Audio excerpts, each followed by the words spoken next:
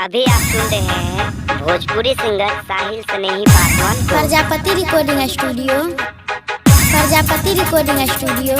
चांदपुर।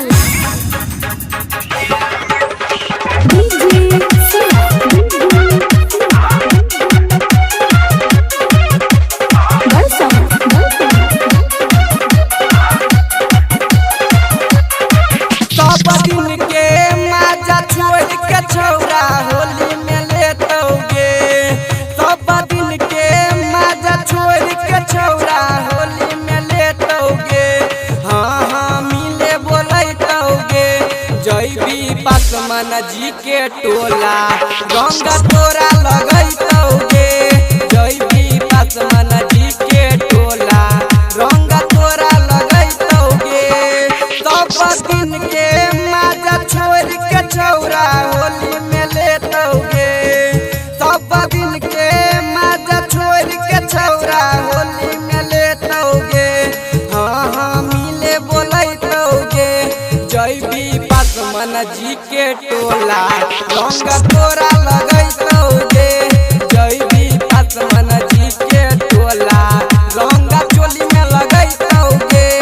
हाँ Prajapati recording studio Chandpur.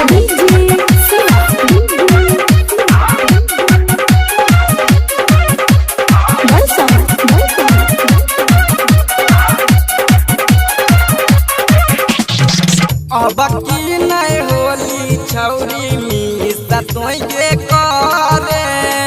Paswan ji के बेटा के संगे पलंग पलरे।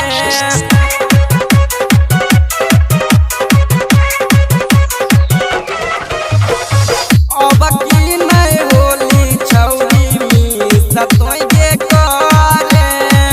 पासवान जी के बेटा के संगे पलंग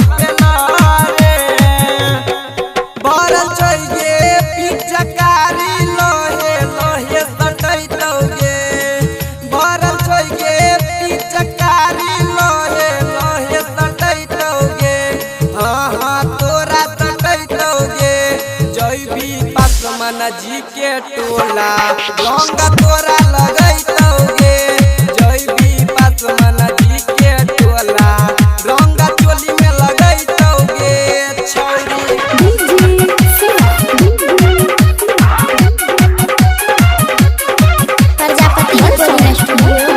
प्रजापति रिकॉर्डिंग स्टूडियो चांदपुर। छौरा सब पूरा बाला के चलै छै बना मगे।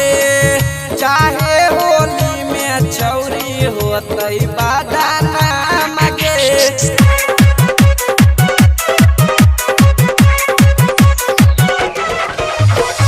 छौरा सब पूरा बाला के चलै छै बना मगे। चाहे होली में छौरी होतै बादाना मगे।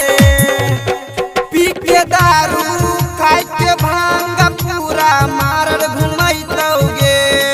पी के दारू खाई के भांग पूरा मारल घुमैतौगे। जिला खगड़िया घुमैतौगे। छौरा साहिल स्नेही बिटुआ तोरा रंग लगैतौगे। छौरा साहिल स्नेही दिगंबर तोरा रंग लगैतौगे। सब दिन के माजा छोड़ के छौरा होली में लेतौगे। सब दिन के माजा छोड़ के छौरा होली में लेतौगे। हाँ हाँ मिले बोलैतौगे। जैबी पासवान जी के टोला रंग तोरा लगैतौगे।